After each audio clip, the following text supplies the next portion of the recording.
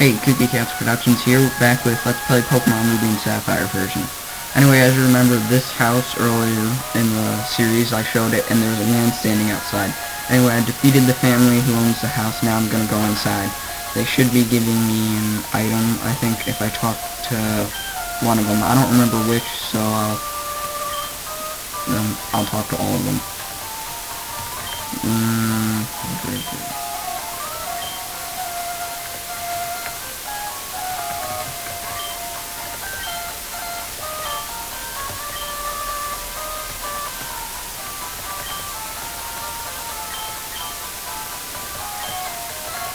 There we go, got the matcha berries. It's a pretty good item. I don't use it very often, but a lot of people do. Okay, so we're gonna move up this way.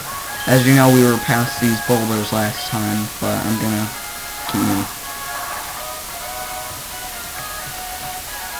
Anyway, there was a TV crew there. I defeated them in a double battle. There's a trainer, another trainer, and if you look here, there's a sandstorm. We can't go through here yet.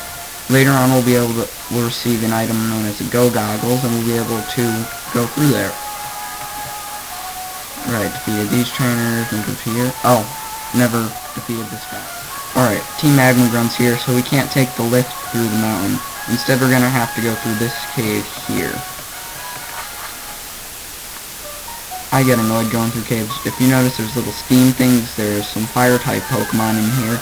One of the most common fire types you'll see in here is Numel, but then there's another one known as Torkoal. Pretty cool Pokemon, but it doesn't evolve.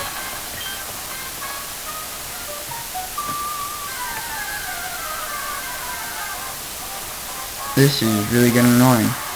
Here's a Coughing. It's a poison-type Pokemon. They evolve into Weezing. Has the Levitate ability, I think, which means it can't be affected by ground-type moves. That's going to be a major problem when we get to, well, here's Torkoal. But when we get to one of the gyms, the 6th gym, I think, it's, flying-type Pokemon. So, we won't be using Marshtomp much because it's ground-type. Some more berries now that we've made it to the cave. This trainer here, as you remember the market that we saw in Slateport, how we weren't, like, that market area, there were some shops where you weren't really able to buy anything there.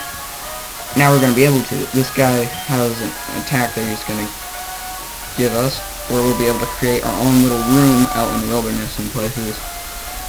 It's known as Secret Power, the attack. Anyway, with it, we'll be able to go to trees like this and make a room in there. Or certain areas, if you've seen on some mountainsides where they have a little nick in the wall, kind of, we'll be able to build there in a cave.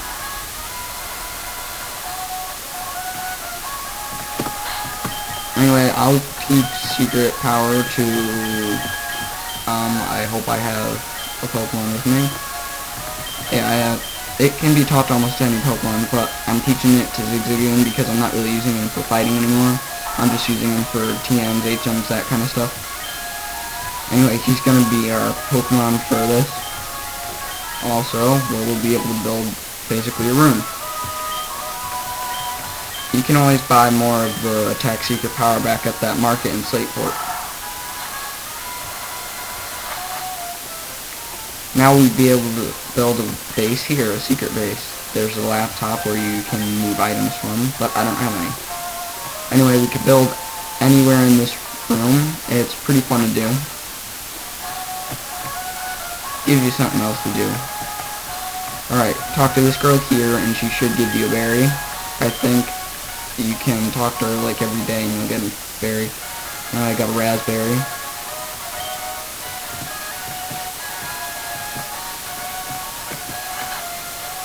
Okay, heading here. Talk to this lady here. Rest up your Pokemon, and we'll be back on the road. No, she'll always ask you again if you want to rest up more, but don't. You need to rest up once, and you're done. Alright, there's a trainer over here. See if we can get around him. Nope.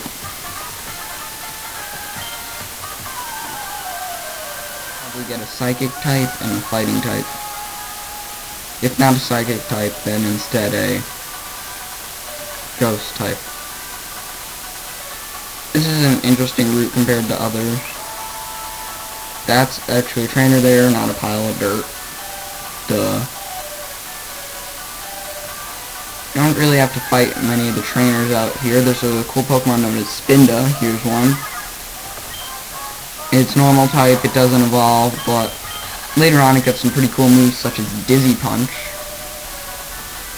That nick in the wall over there that you can see, that's another place where you can build one of your secret bases. Double battle there, if you want to, of course. You don't have to do double battles. Skymoray, it's a really nice Pokemon. It's flying and steel type. I'm gonna see if I could catch one right now, actually. They're not the most common thing. I love this Pokemon. It's one of my favorites of all Pokemon. Doesn't evolve in... yeah, doesn't. But it's really... it gets some awesome attacks. Ooh, super effective. Use Headbutt again. Just gonna use Headbutt one more time. Then I'll throw probably a Great Ball at it.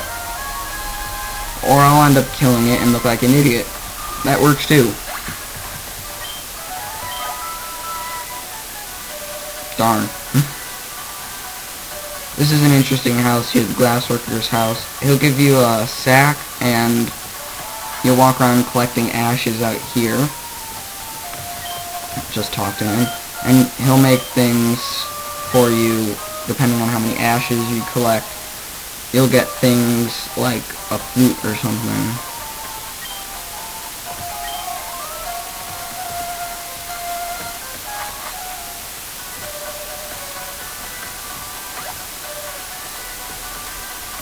Anyway, off camera I'm probably going to go back and catch another Skymoray later on, just because it's such a great Pokemon.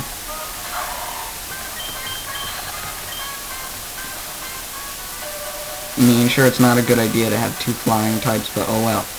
Anyway, we've gotten to Falboro Town, and I'm going to be cutting off the video here, in the Pokemon Center, right after we talk to her. Hello there, she's, the creator of the whole PC system where you're able to store your Pokemon. You can talk to her later in her house. It's out, kind of in the wilderness, Route 114, nearby. Anyway, I'll be seeing you guys again next time with the next part of the series.